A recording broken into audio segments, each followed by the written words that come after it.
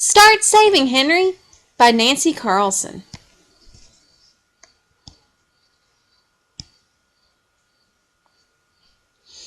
Now that Henry was 7 years old, he got $5 a week for making his bed, picking up his clothes, hanging up his wet towels, and setting the table. But every time Henry got his allowance, he couldn't wait to spend it all. He bought giant jawbreakers and a huge pencil. He even spent his allowance on a fortune-telling gypsy game that told him. Then one day, Henry saw something he really, really wanted. "Mom, will you please buy me Super Robot Dude?" asked Henry. "Henry, it's $30, said Mom. "Why don't you buy it with your allowance?" "But I really want Super Robot Dude, and I already spent my allowance," said Henry. "If you really want Super Robot Dude, you can start saving your allowance instead of spending it all each week," said Mom. Henry wanted Super Robot Dude, so he decided to start saving.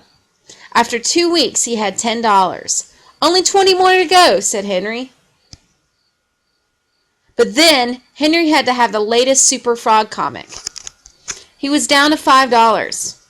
"Henry, sometimes saving means not buying something, even if you really want it," said Dad. So Henry didn't buy that tube of bubble gum he really wanted. When he had saved $15, Henry lost his library book and he had to buy a new one with his own money. So now he was down to $5 again. Henry kept saving, and after a month he had saved $25. But Henry really wanted to get his mom a special present for her birthday, so Henry was back to $5.